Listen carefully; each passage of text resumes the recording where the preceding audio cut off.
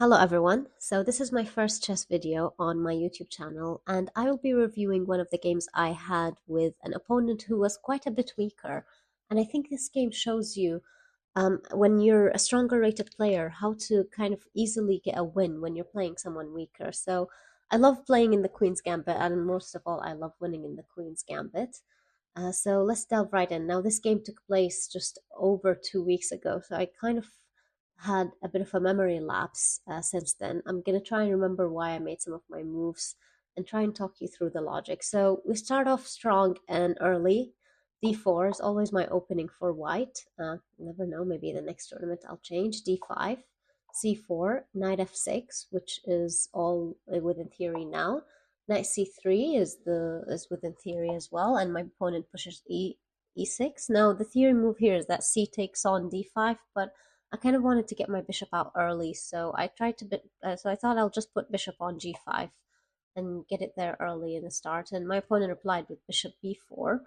The theory move is still for c to take on d5, but and that's what I played in here, and e takes. And now I decided to put my queen on c2 because I just wanted to avoid a bishop take on c3 kind of trade. I wanted to just I've been in positions like this before where if I ruin my structure on the queen side, it hasn't worked out for me. So I thought I'll just put on my queen on c2 for now and delay e3. My opponent played h6, kicking the bishop away. Now, bishop, I've been told by chess coach that bishop take on knight f6 here is always a good move, but maybe it's a good move on the higher rated players. You always want to trade uh, if you result in a trade where opponent has to move a queen unnecessarily, then it works out beneficially for you. But here I decided that bishop looks strong. It can have some threat on c7 square, so I'm just gonna push it back to f4. My opponent played knight c6, developing, and then came a3, developing, and then my opponent played knight e4. And here when I thought, okay, I think I might have potential of winning a pawn on e4. So I played bishop d3, trying to build up the pressure. And my opponent played the engine move, which is, sorry, no, the engine move was g5. Sorry, he played bishop f5. Sorry, I got mistaken. I think he wanted to prevent white building up pressure on the e4 square. Here I played knight e2 because I wanted to protect my knight on c3, and I wanted to make sure I've got extra defenders again um, to prevent ruining the pawn structure on the queen side. My opponent played g5 here, which is very interesting. I thought about it a little. I can see he's trying to castle on the queen side, and I thought I can see those pawns marching towards the king, but I've already got my structure on the king side strong, so I wanted to keep the potential of castling on the king side. I still see white here, perhaps best to castle on the king side. Now the engine move is to go bishop e5, but again, there's me avoiding the trades, avoiding dangerous positions, so I pushed my bishop back to g3. My opponent played queen d7, clearly preparing to castle queenside. I castle, they castle, and there comes my trade. I take on knight e4, and I know here I'm winning perhaps a pawn. He takes on bishop on e4, bishop takes, pawn takes, queen takes, and I'm thinking, right, a pawn up, time to crunch, time to start building up that advantage. My opponent plays f5 here. Now, it's best to put the queen back on c2, but I didn't see that move early on. I wanted to keep the queen back in the center, especially when the center seems so safe. So I put my queen back on d3, and my opponent played h5. Now, white apparently is +1 here.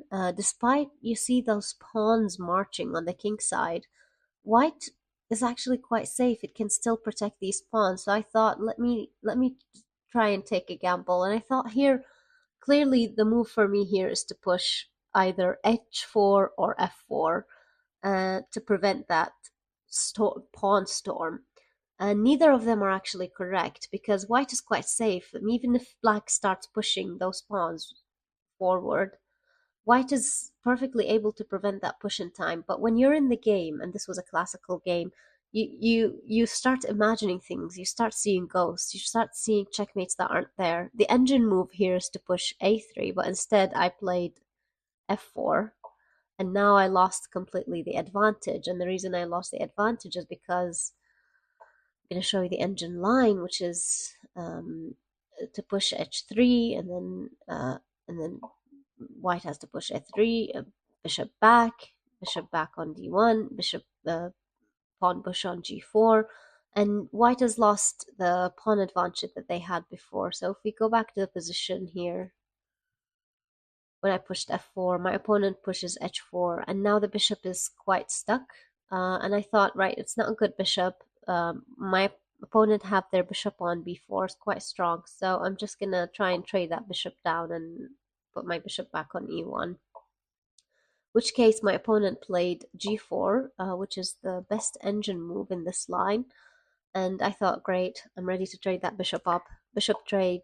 And instead of taking the bishop on b4, which would have been the best move, my opponent decided to play queen d5, and they think they might have a checkmate, because if they push h5, then they might have a checkmate, but white is perfectly able to stop this in time. They can play bishop a3, they can play knight c3, which is what I played. They can push, and let me say, if they push h5, is it a good move? No, that's a bad move. They don't want to play h5. But anyway, there wasn't any checkmate there.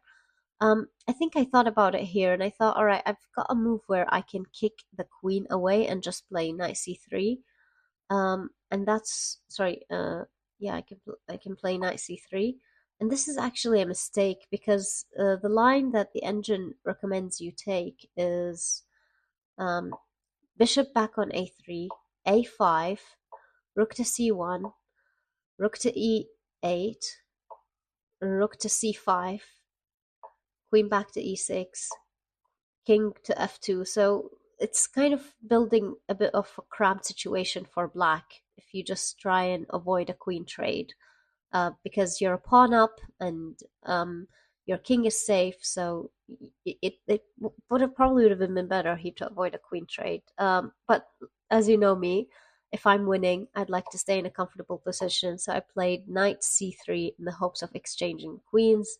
My opponent, he takes, I take, my opponent takes, I've got a check, king d7, knight takes on f5, and here my opponent's best move would have been probably rook d8, just to kind of free that rook up and open the file, but instead they push h3, which I think, I don't know, doesn't do white, and it doesn't do black any advantage. I mean, even if they double up that rook on the h file, I've got enough time to create a protection here and prevent white from losing a pawn. So I just ignore their push, and I noticed that I've got a pawn hanging on b2, and I protected with rook b1. They proceed to take. Great for me. I love the trade. I'm winning. King takes on g2, rook on g8. I saw that, and I'm still not thinking this is a threat. I can easily stop pawn pushes with knight g3, which is what ends up happening.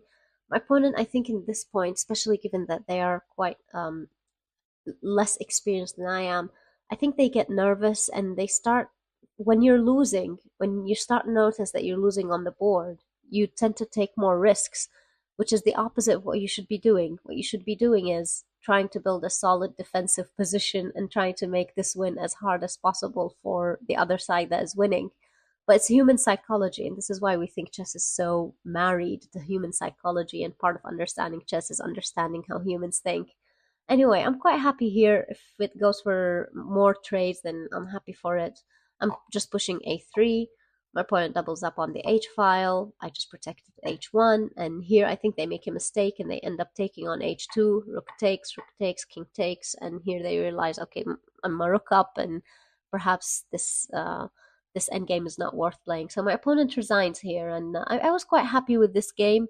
I think it reaffirmed my belief that, for me, I think I'd still like to win slowly and surely rather than go into crazy tactics. Anyway, love to know what you think in the comments below, and let me know if I made any mistakes in my analysis. Thank you so much for watching, and have a great day.